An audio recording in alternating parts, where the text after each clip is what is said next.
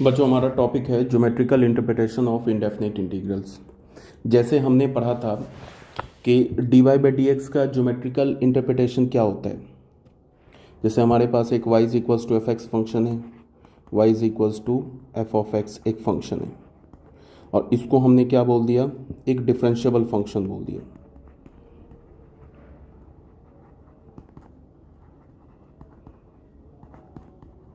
ठीक है, तो y is equals to f x एक डिफरेंशिएबल फंक्शन है। तो अगर मैंने इस फंक्शन का डेरिवेटिव निकाला, dy बाई डी एक्स निकाला, dy बाई डी एक्स को क्या लिख सकते हैं, F dash x.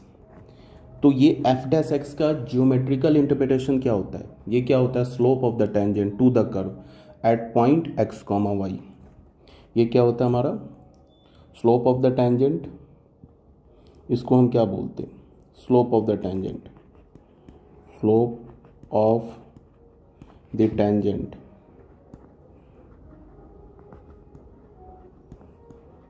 To the curve at point x comma y. X comma y point पर टेंजेंट के स्लोप को हम क्या बोलते हैं, एफ डैश एक्स बोलते हैं। ठीक है, या d y by d x बोलते हैं। अगर हमने d y by d x निकाला एट अल्फा कॉमा बीटा पे, ठीक है, तो ये क्या होगा, ये हो जाएगा स्लोप ऑफ द टेंजेंट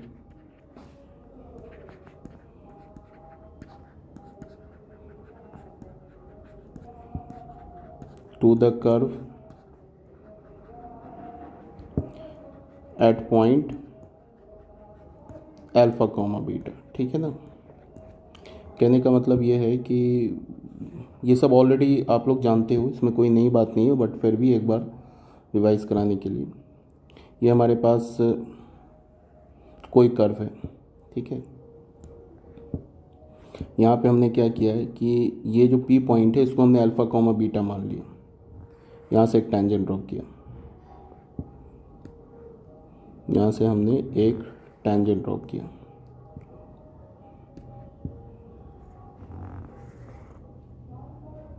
ठीक है, मान लेते हैं ये पी पॉइंट पर टेंजेंट है।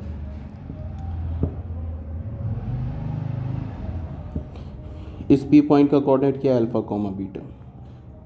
तो ये एंगल क्या बना रहा है, सपोज दैट ये थीटा बना रहा है, पॉजिटिव एक्स एक्सिस से एंटी क्लॉकवाइज डायरेक्शन में ये एंगल थीटा है हमारा। तो क्या हो जाएगा, d y by d x क्या हो जाएगा, एट अल्फा कॉमा बीटा क्या हो जाएगा, ये हो जाएगा टेन थीटा। ये तो ऑलरेडी पता है, इसे हम क्या बोलते हैं, geometrical interpretation of d y by d x, या geometrical interpretation of f dash x. अब जैसे इंटीग्रल भी क्या है, इंटीग्रल भी हमारा एक फंक्शन पे एक डेफिनिट ऑपरेशन है। जैसे डेरिवेटिव है वैसे इंटीग्रल भी है। तो इंटीग्रल का ज्योमेट्रिकल इंटरप्रिटेशन क्या होगा। ठीक है, तो सबसे पहली बात क्या कि अगर मैं इस टाइप से अगर तुम्हें बोलूँ कि integral of F x d x, सबसे पहली बात ये याद रखना, अल्फ़ा बीटा, तो ये मीनिंगलेस होता है। ये क्या होता है, मीनिंगलेस, इसका कोई मतलब नहीं है, ये मीनिंगलेस है। ठीक है, जैसे हम लोग क्या बोलते हैं, d y by d x at alpha beta, तो वो होता है स्लोप ऑफ द टेंजेंट। तो integral f x d x का अगर अल्फ़ा बीटा पे बोलूँ तो ये मीनिंगलेस होता है, इसका कोई मतलब नहीं है। तो इंटीग्रल किसी भी फंक्शन का जो इंडेफिनिट इंटीग्रल है उसका ज्योमेट्रिकल इंटरप्रिटेशन क्या है, इसको समझने के लिए हम लोग एक फंक्शन कंसीडर करते हैं। जैसे y is equals to f x is equals to, हमने ले लिया एक फंक्शन, मान लो -2x ले लिया, ये हमने फंक्शन ले लिया। अब इस -2x फंक्शन का हम लोग इंडेफिनिट इंटीग्रल निकालेंगे, -2x dx। तो -2 क्या होगा, बाहर आ जाएगा, ये क्या होगा, x dx। कांस्टेंट क्या होता है, इंटीग्रल से बाहर हो जाता है, तो ये क्या होगा, -2, और ये क्या होगा, -2। x का इंटीग्रल क्या होगा, x पे पावर 1 + 1 अपॉन 1 + 1 + c। एक कांस्टेंट ऐड कर देते हैं। फॉर्मूला कौन सा हमने यूज़ किया, फॉर्मूला यूज़ किया x to the power n dx। इसका इंटीग्रल क्या होता है, x पे power n + 1 upon n + 1 + c। ये फॉर्मूला हमने यूज़ किया। ठीक है, तो हमें क्या मिल जाएगा, -2 x² बाई 2 + c। तो ये 2 और ये 2 कैंसिल हो गया, क्या मिला माइनस एक्स स्क्वायर प्लस सी। अब देखो क्या है कि यहाँ पे हमारे पास जो फंक्शन था वो एक सिंगल फंक्शन था, ठीक है। -2x जो है एक सिंगल फंक्शन है, बट -2x का जो इंडेफिनिट इंटीग्रल आया वो एक सिंगल फंक्शन नहीं आया, वो एक इन्फिनाइट फंक्शंस आया। क्यों इन्फिनाइट फंक्शंस आया? बिकॉज उसमें एक कांस्टेंट सी है। ये जो कांस्टेंट सी है इसका वैल्यू चेंज करते जाओगे तो फंक्शन क्या होता जाएगा, चेंज करता जाएगा। कहने का ये मतलब है कि ये जो -2x है इसके जो जब भी एंटी डेरिवेटिव आएंगे, ये ऑलरेडी मैंने बता रखा है, किसी भी फंक्शन का, दुनिया के किसी भी फंक्शन का अगर एक एंटी डेरिवेटिव एग्जिस्ट कर गया तो फिर उसके एक एंटी डेरिवेटिव नहीं होंगे, उसके इन्फिनाइट एंटी डेरिवेटिव्स होंगे, ठीक है। तो -2x का एंटी डेरिवेटिव क्या मिला हमें, माइनस एक्स स्क्वायर प्लस सी। ये इसका माइनस एक्स स्क्वायर प्लस सी, ये इसका एक एंटी डेरिवेटिव है, मीन्स एक नहीं, इन्फिनाइट एंटी डेरिवेटिव है। सी का डिफरेंट वैल्यू हम पुट करते जाएंगे, सी का वैल्यू चेंज करते जाएंगे, डिफरेंट डिफरेंट हमें एंटी डेरिवेटिव मिलते जाएंगे। सी का वैल्यू 0 डालेंगे तो एक एंटी डेरिवेटिव मिल जाएगा, सी का वैल्यू -1 डालेंगे दूसरा एंटी डेरिवेटिव मिल जाएगा। ऐसे करके हम लोग इसके इन्फिनाइट एंटी डेरिवेटिव्स निकाल सकते हैं। अब हम लोग करते क्या हैं कि हमारे पास जो इंटीग्रल मिला, क्या मिला हमारे पास, -2x dx, ये हमारा फंक्शन है -2x। इसका जो फैमिली ऑफ एंटी डेरिवेटिव मिला, ये किसे रिप्रेजेंट करता है, ये भी ऑलरेडी बताया जा चुका है। ये रिप्रेजेंट किसे करता है, ये रिप्रेजेंट करता है family of anti derivative of -2x। -2x के जो इन्फिनाइट एंटी डेरिवेटिव्स हैं उसको ये पूरा इंटीग्रल रिप्रेजेंट करता है। तो ये किसके इक्वल मिल गया हमें, माइनस एक्स स्क्वायर प्लस सी के। अब हम लोग क्या करेंगे, इस माइनस एक्स स्क्वायर प्लस सी, ये एक फंक्शन तो है नहीं, ये तो इन्फिनाइट फंक्शन है, ठीक है। तो हम लोग क्या करेंगे, इसमें सी के कुछ वैल्यू पुट करके 2-4 ग्राफ्स ड्रॉ कर लेते हैं इस फंक्शन का, फैमिली ऑफ एंटी डेरिवेटिव्स का 2-4 हम लोग ग्राफ ड्रॉ कर लेते हैं। जैसे हमने अगर सी का वैल्यू 0 डाला, देन क्या हमें मिल जाएगा, मान लो इस फंक्शन को हमने जी एक्स फंक्शन बोल दिया, देन जी एक्स क्या हो जाएगा, ये हो जाएगा माइनस एक्स स्क्वायर। फिर सी का वैल्यू अगर हमने मान लो 1 डाला, देन जी ऑफ एक्स क्या मिल जाएगा, माइनस एक्स स्क्वायर प्लस 1। फिर सी का वैल्यू 2 डाला, देन जी ऑफ एक्स क्या मिल जाएगा, माइनस एक्स स्क्वायर प्लस 2। फिर सी का वैल्यू -1 डाला, देन जी ऑफ एक्स क्या मिल जाएगा, minus x square -1 and so on, ठीक है। इन सारे फंक्शंस का मैं क्या करता हूँ, ऐसे तो इन्फिनाइट फंक्शंस आ जाएंगे, सी का वैल्यू हम लोग पुट करते जाएंगे, फंक्शंस क्या होते जाएंगे, आते जाएंगे, infinite family of antiderivative आ जाएंगे। तो हम लोग करते क्या है कि कुछ ग्राफ्स ड्रॉ करते हैं। जैसे यहाँ पे ये हमारा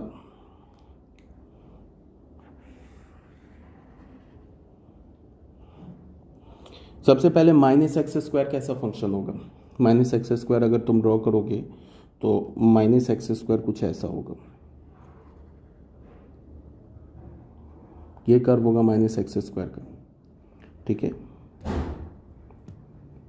अगर माइनस एक्स स्क्वायर का कर्व ड्रॉ करोगे तो ऐसा होगा माइनस एक्स स्क्वायर का कर्व, ठीक है।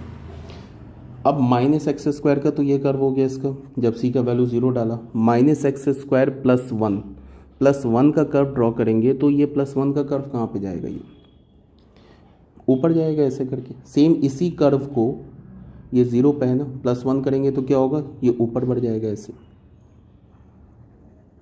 1 यूनिट ऊपर आ जाएगा, ऐसा हो जाएगा कर्व। +2 का कर्व ड्रॉ करेंगे तो और 1 यूनिट ऊपर बढ़ जाएगा, ऐसा कर्व हो जाएगा ये।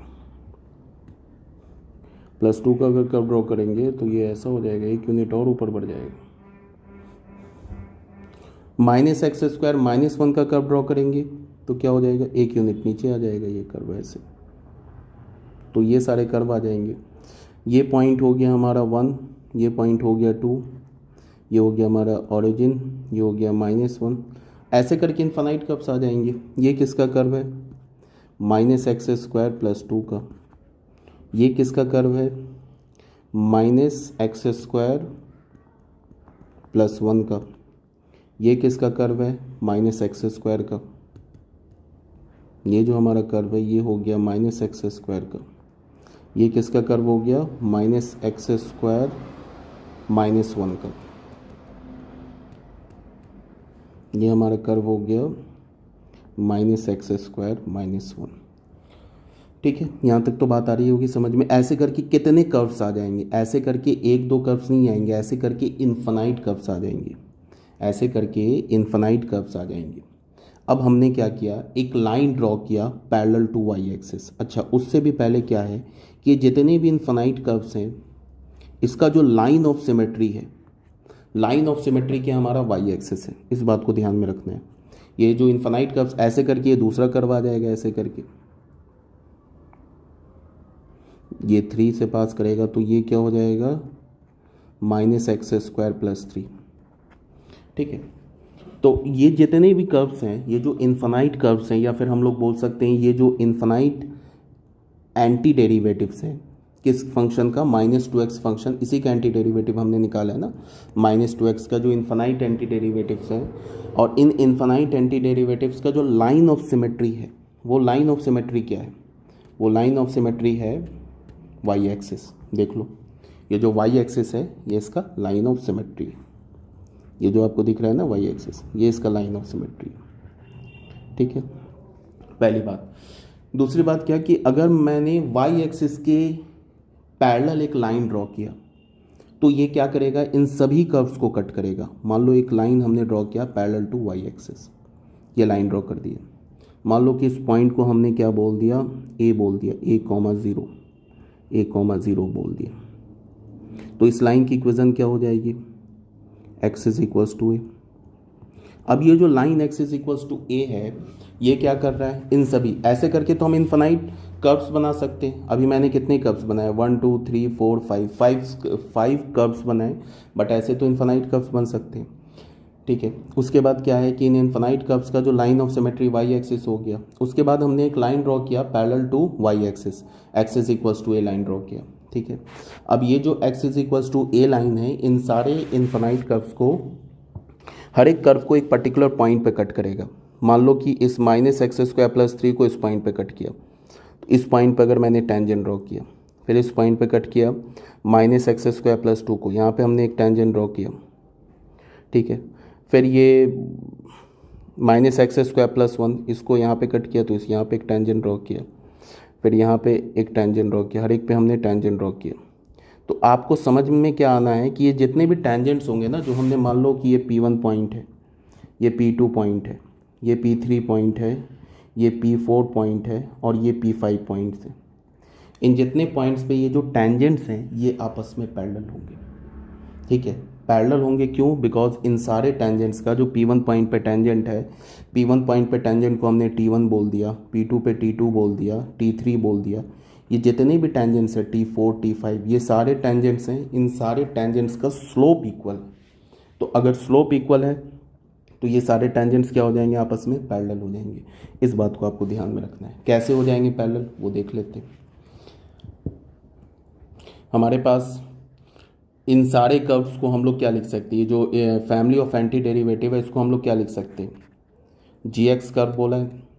फैमिली ऑफ एंटी डेरिवेटिव को हमने क्या बोला है, g ऑफ x बोला है। तो g ऑफ x क्या है हमारा, -x² + c। ये -x² + c किसे रिप्रेजेंट कर रहा है, -x² + c इन सारे, ये जो इन्फिनाइट कर्व्स है ना, इन सारे इन्फिनाइट कर्व्स को रिप्रेजेंट कर रहा है।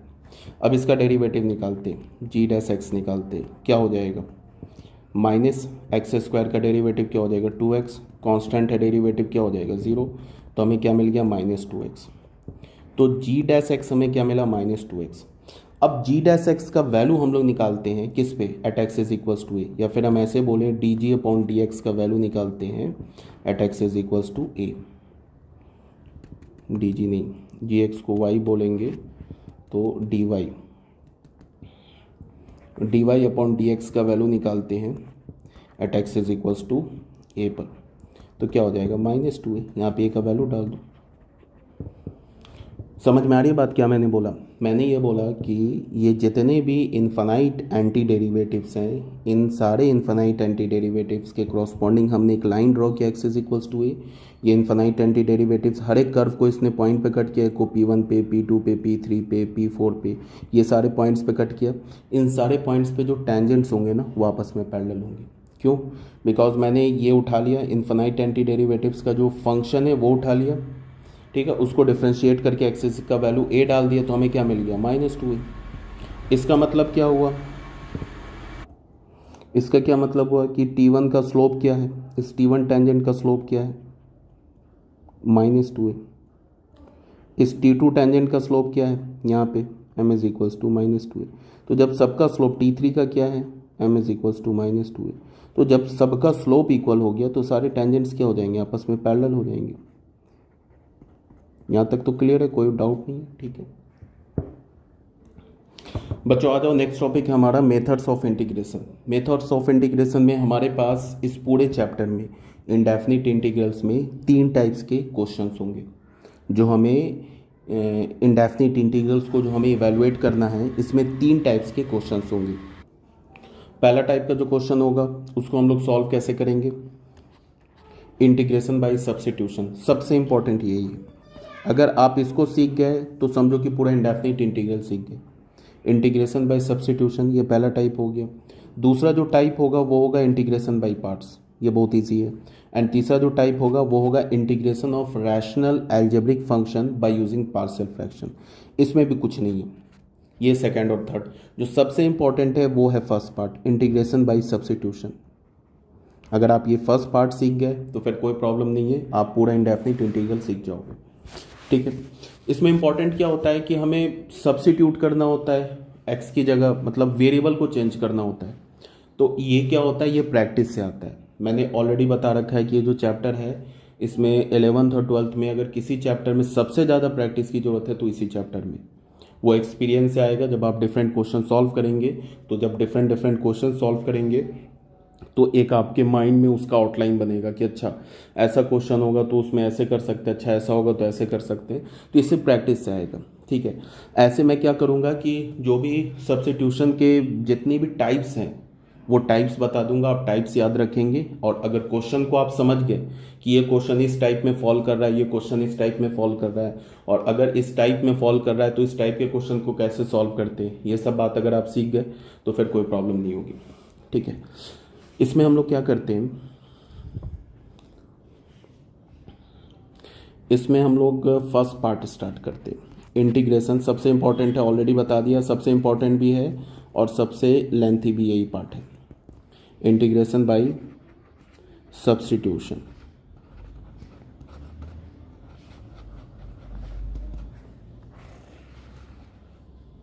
इसमें हमारा जो फर्स्ट है इसको हम ऐसे बोलेंगे, if phi x is a differentiable function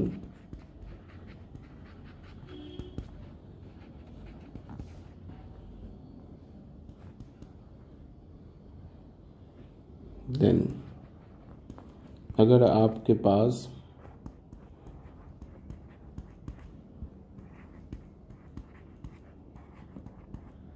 इसको हमें इवैल्यूएट करना है।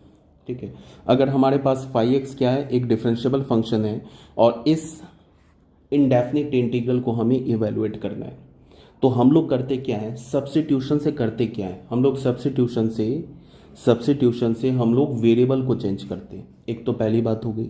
दूसरी बात क्या है कि सब्स्टिट्यूशन से करने से क्या करते हैं कि जो हमारा फंक्शन है उसे हम लोग स्टैंडर्ड फंक्शन में कन्वर्ट कर देते हैं, जिसका फॉर्मूला हमें ऑलरेडी नोन होता है।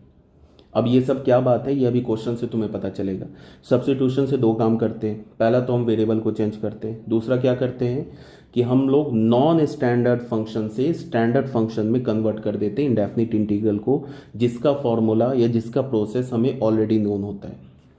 तो अगर मान लो कि हमारे पास एक ऐसा फंक्शन है, फाई एक्स एक ऐसा फंक्शन है जो कि एक डिफरेंशिएबल फंक्शन है, ठीक है, और इस इंडेफिनिट इंटीग्रल को हमें इवैल्यूएट करना है, तो हम लोग क्या करेंगे कि फाई एक्स को, ध्यान से अब सुनना, फाई एक्स को टी मान लेंगे। फाई एक्स को क्या मान लिया, टी। अब दोनों साइड डिफ्रेंशिएट करेंगे तो क्या होगा, डी फाई एक्स। किसके रेस्पेक्ट में डिफ्रेंशिएट करेंगे, इसको हम लोग करेंगे एक्स के रेस्पेक्ट में।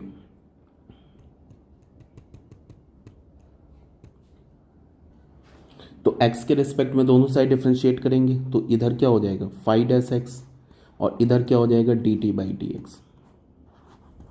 ऐसे हो गया। ठीक है, उसके बाद अप्रोक्सीमेशन में आपने पढ़ा था कि डी टी, या हम लोग इसको ऐसे भी बोल सकते हैं, D T by d x बोल सकते हैं, या बोल सकते हैं D x of T, T function का। कहने का क्या मतलब है कि ये डी एक्स को हम लोग क्रॉस कर देंगे, तो क्रॉस करेंगे तो क्या मिलेगा हमें, 5x इंटू डी एक्स, ये किसके इक्वल हो जाएगा, डी टी के इक्वल हो जाएगा। अब dx को क्यों क्रॉस कर दिया, बिकॉज dx जब अप्रोक्सीमेशन में हमने पढ़ा था तो dx क्या होता है, डिफरेंशियल ऑफ x होता है। तो ये सब बात ऑलरेडी, जैसे हम लोग बोलते हैं ना dy बाई डी एक्स, इसका दो फॉर्म होता है। एक तो इसे हम लोग बोलते हैं derivative of y with respect to x, तो फिर हम dy और dx को अलग नहीं कर सकते। और अगर हमने dy को डिफरेंशियल ऑफ y माना और dx को डिफरेंशियल ऑफ x माना तो फिर dy और dx को अलग कर सकते हैं, इसमें कोई प्रॉब्लम नहीं है। तो इस केस में हम लोग क्या कर रहे हैं कि dt को डिफरेंशियल ऑफ t मान रहे हैं और dx को डिफरेंशियल ऑफ x मान रहे हैं, तो हमने क्या कर दिया, क्रॉस मल्टीप्लाई कर दिया। क्रॉस मल्टीप्लाई करने के बाद हमें ये फंक्शन हो गया। ठीक है, अब ध्यान से देखो, यहाँ पे क्या है, 5-x इंटू डी एक्स, इसकी जगह आप क्या लिख सकते हो, dt लिख सकते हो। तो यहाँ पे हमने लिख दिया, और इस 5x फंक्शन को हमने t माना था तो यहाँ पे हमने t लिख दिया, और इसकी जगह क्या लिख दिया, इसकी जगह dt लिख दिया। तो ये हमारा जो फंक्शन था ये नॉन स्टैंडर्ड फॉर्म में था।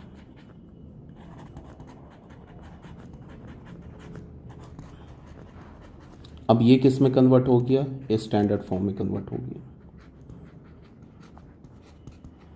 अब जब ये स्टैंडर्ड फॉर्म में कन्वर्ट हो गया तो अब ये सिंपल इवेलुएट हो जाएगा।